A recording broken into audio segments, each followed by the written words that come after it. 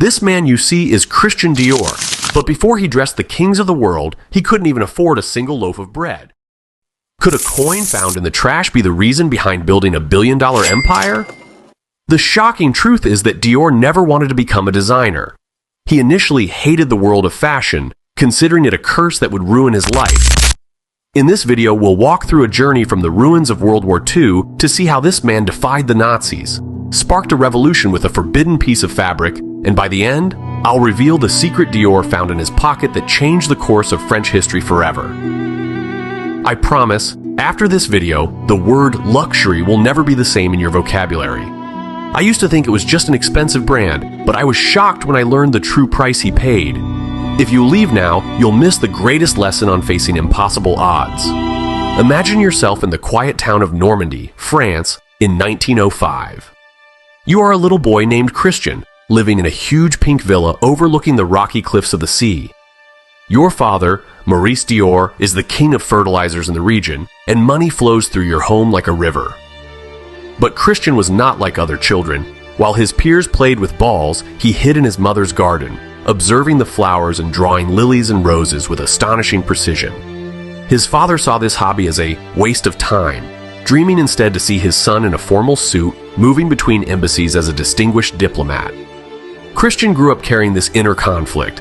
Should he follow his passion for art or satisfy his father's ambition for power? Under immense pressure, Christian reluctantly entered political science school, but his heart was elsewhere. He wandered the streets of Paris, admiring paintings in museums and imagining a world full of color. Finally, after relentless efforts, his father agreed to fund a small art exhibition with one condition. The name Dior must not appear on the gallery door, as the family considered art a profession beneath their social status. Christian agreed and began showcasing works by artists who would later change history, like Picasso and Dali. He was in his element.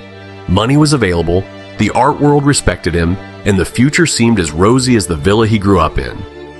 But did you know that all this wealth was just a trap set by fate? Wait to see the disaster that destroyed everything in a single night. In 1929, while the world celebrated the Roaring Twenties, the Great Crash happened. In a single day, his father's company shares became worthless paper. The financial empire built over generations evaporated. And poverty was not the only heavy guest. Grief never comes alone. His mother, the woman who taught Christian a love of flowers and beauty, could not bear the shock and died of heartbreak. Then his brother, his childhood companion, lost his mind and was admitted to a mental institution. Christian suddenly found himself alone, expelled from his palace, sleeping in cold, sunless rooms, selling his paintings for pennies to stave off hunger. As if Ifgens weren't enough, Christian contracted tuberculosis and couldn't afford a single medicine box, spending nights coughing up blood, wondering, how did I end up here? At that moment, death was closer than a dream. So how could a man at the end of both health and fortune return to life? The answer will shock you. His journey back began with a piece of charcoal and cheap paper. Christian started sketching designs for simple hats and dresses, wandering the rain-soaked streets of Paris, knocking on designers and magazine doors, sometimes rejected, sometimes earning francs not enough for a full meal. Yet his talent could not be ignored. He finally landed a job with designer Robert Piguet, and once again felt the scent of success. But fate had another surprise. World War II began. Christian was drafted, forced to leave pencil and scissors for a rifle. He spent years in the trenches, and when he returned to Paris after the war, he found nothing. His home was destroyed, his family scattered, and his beloved sister Catherine had been kidnapped by the Nazi Gestapo. He found work with Lucien Lalonde, but the profession was harsh. He had to design luxury dresses for the wives of Nazi officers occupying his country, while his sister endured torture in the camps. A moral battle raged. Should he sell his principles to eat and fund the search for his sister? How did Dior turn this humiliation, designing clothes for his enemies, into the greatest opportunity of his life? In 1946, while Christian wandered desperately down Rue Saint-Honoré, his foot struck something small and metallic. He bent down to see it. A metal star had fallen from a cartwheel. In that moment, Christian felt a shiver in his heart. He considered the star a sign from heaven. The very next day, he met Marcel Boussac. the man known as the King of Textiles and the richest man in France. Boussac wanted Dior to save an old, bankrupt fashion house, but Dior, with courage he had never known in himself, said, "No, I will not run an old factory. I will open a house with my name, a house that restores French women's dignity and beauty." Dior rejected the billionaire's offer with nothing in his pocket but that metal star. Boussac was stunned by this man's confidence and finally agreed to fund him with one impossible condition. "You have a few months to start a revolution, or I'll close everything and throw you back into the street." Imagine the pressure. Would you risk everything for an idea, or choose safety and remain an employee? Dior chose the path that almost landed him in prison. Post-war Paris was a broken, sorrowful city. Women wore harsh, military-like clothing due to fabric rationing laws. Dior decided to break all the rules. In his small workshop on Rue Montaigne, he began cutting massive amounts of silk and fabric.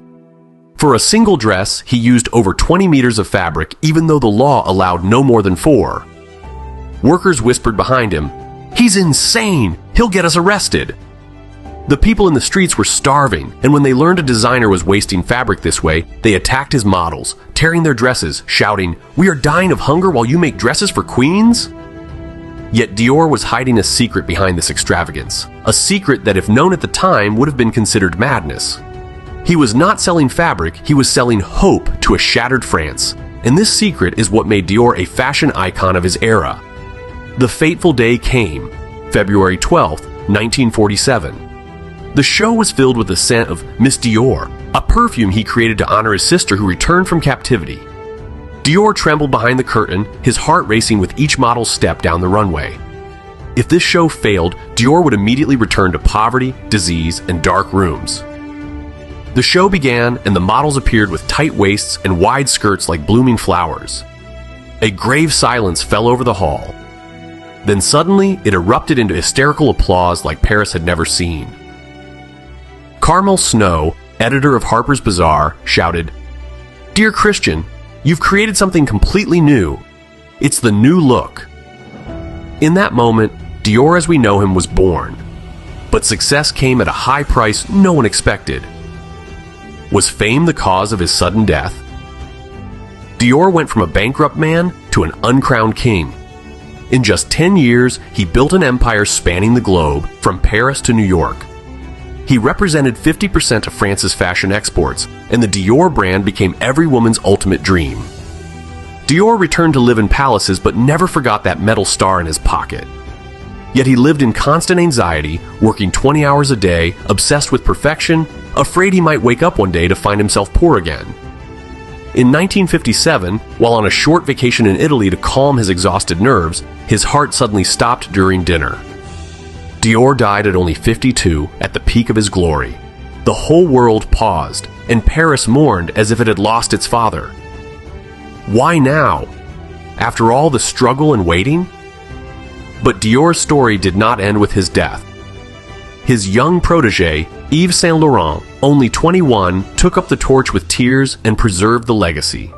Today, Dior is not just a company. It is part of the largest luxury empire in history. Why did I tell you this story? Because Dior didn't succeed merely as a skilled tailor. He succeeded because, at the height of poverty, he refused to see ugliness and insisted on seeing beauty. And because when he found that star in the trash, he believed that fate never abandons those who refuse to surrender. Failure is not bankruptcy or illness. True failure is losing the ability to imagine your future while surrounded by rubble. Today, Dior is a multi-billion-dollar empire that began with a man selling sketches for mere francs and a star found on the street. So what is the star in your life waiting for you to start your own story? And do you really think your current circumstances are harder than a man who faced Nazis, tuberculosis, bankruptcy, and the loss of his family, and yet created a revolution that changed the world?